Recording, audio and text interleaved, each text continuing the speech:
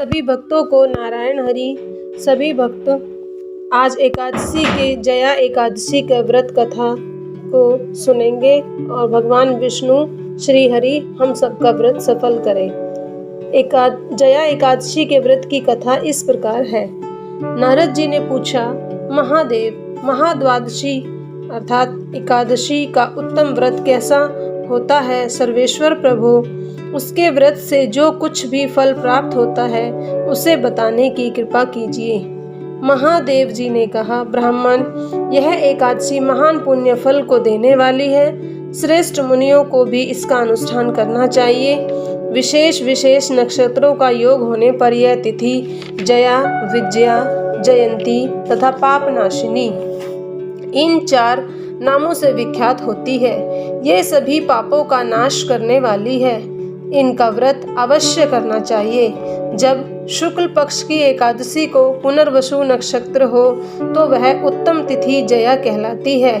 उसका व्रत करके मनुष्य निश्चय ही पापों से मुक्त हो जाता है। जब शुक्ल पक्ष की एकादशी को श्रवण नक्षत्र हो तो उत्तम तिथि विजया नाम से विख्यात होती है।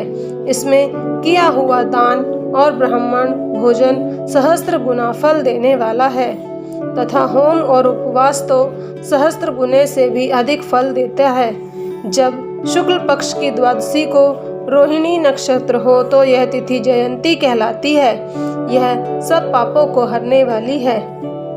उस तिथि को पूजित होने पर भगवान गोविंद निश्चय ही मनुष्य के सब पापों को धो डालते हैं। जब कभी शुक्ल पक्ष की द्वादशी को पुष्य नक्षत्र हो तो वह महापुण्यमयी पापनाशिनी तिथि कहलाती है। जो 1 वर्ष तक प्रतिदिन एक प्रस्थ तिल दान करता है तथा जो केवल पापनाशिनी एकादशी का उपवास करता है, उन दोनों का पुण्य समान होता है। उस तिथि को पूजित होने पर संसार के स्वामी सर्वेश्वर श्री हरि संतुष्ट होते हैं तथा प्रत्यक्ष दर्शन भी देते हैं। उस दिन प्रत्येक पुण्य कर्म का अनंत फल माना गया है। सागर नंदन, कुतुस्त, नहुष तथा राजा गाधी ने उस तिथि को भगवान की आराधना की थी, जिससे भगवान ने इस पृथ्वी पर उन्हें सब कुछ दिया था। इस तिथि के सेवन से मनुष्य 7 जन्मों के कायिक, वाचिक और मानसिक पाप से मुक्त हो जाता है। इसमें तनिक भी संदेह नहीं है। पुष्य नक्षत्र से युक्त एकमात्र पापनाशिनी एकादशी का व्रत करके मनुष्य 1000 एकादशियों के व्रत का फल प्राप्त कर लेता है। उस दिन स्नान, दान, जप, होम, स्वाध्याय और देव पूजा आदि को जो कुछ भी किया जाता है उसका अक्षय फल माना गया है। इसलिए प्रयत्न पूर्वक इसका व्रत करना चाहिए। जिस समय धर्मात्मा राजा युधिष्ठिर पंचम अश्वमेघ यज्ञ का स्नान कर चुके, उस समय उन्होंने यदुवंशा वंश भगवान श्री कृष्ण से इस प्रकार प्रश्न किया। युधिष्ठिर बोले, प्रभु, नक्त व्रत तथा एक भुक्त व्रत का पुण्य एवं फल क्या है? जनार्दन, यह सब मुझे बतलाइए। श्री भगवान ने कहा, कुंती नंदन, हेमंत ऋतु में जब परम कल्याण में मार्गशीर्ष आए तब उसके कृष्ण पक्ष की द्वादशी तिथि को व्रत उपवास करना चाहिए। उसकी विधि इस प्रकार है। दृढ़ता पूर्वक उत्तम व्रत का पालन करने वाला शुद्ध चित्त पुरुष दशमी को सदा एक भुक्त रहे अथवा शौच, संतोष आदि नियमों के पालन पूर्वक नक्त व्रत के स्वरूप को जानकर उसके अनुसार एक समय भोजन करे। दिन के 8वें भाग में जब सूर्य का तेज मंद पड़ जाता है उसे नक्त जानना चाहिए। रात को भोजन नक्त नहीं करना चाहिए। गृहस्थ के लिए तारों के दिखाई देने पर नक्त भोजन का विधान है और सन्यासी के लिए दिन के 8वें भाग में। दशमी की रात व्यतीत होने पर एकादशी को प्रातःकाल नहा धोकर व्रत का पालन करना चाहिए। वसुंधरे, तुम्हारे ऊपर अश्व और रथ चला करते हैं। भगवान विष्णु ने भी वामन अवतार धारण कर तुम्हें अपने पैरों से नापा था।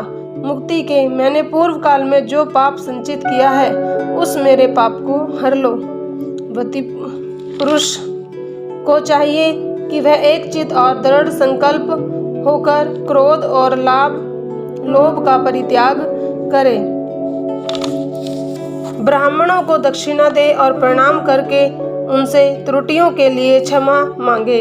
जैसा कृष्ण पक्ष की एकादशी है वैसी ही शुक्ल पक्ष की भी है।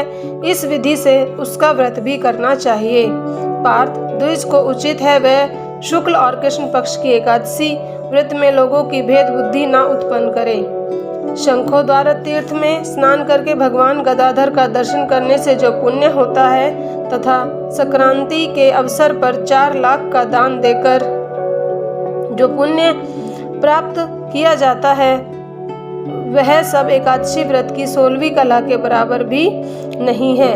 प्रभास क्षेत्र में चंद्रमा और सूर्य के ग्रहण के अवसर पर स्नान दान से जो पुण्य होता है वह निश्चय ही एकादशी को उपवास करने वाले मनुष्य को मिल जाता है। केदार क्षेत्र में जल पीने से पुनर्जन्म नहीं होता है। एकादशी का भी ऐसा ही महात्म्य है। गर्भवास का निवारण करने वाली है। पृथ्वी पर अश्वमेघ यज्ञ का जो फल होता है उससे 100 गुना अधिक एकादशी व्रत का करने वाले को फल मिलता है। उसके घर में तपस्वी व श्रेष्ठ ब्राह्मण भोजन करते हैं, उसको उस फल की प्राप्ति होती है। वह एकादशी व्रत करने वाले को भी अवश्य मिलता है। वेदांगी के पारगामी विद्वान ब्राह्मण को सहस्त्र गोदान करने से जो पुण्य होता है उससे 100 गुना पुण्य एकादशी व्रत करने वाले को प्राप्त होता है।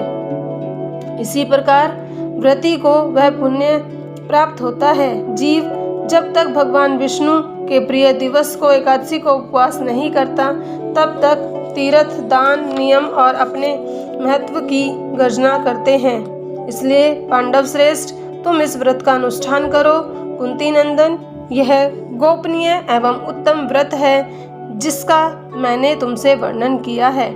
हजारों यज्ञों का अनुष्ठान भी एकादशी व्रत की तुलना नहीं कर सकता। यहीं पर यह एकादशी व्रत की कथा समाप्त होती है। सभी भक्तों को नारायण हरि।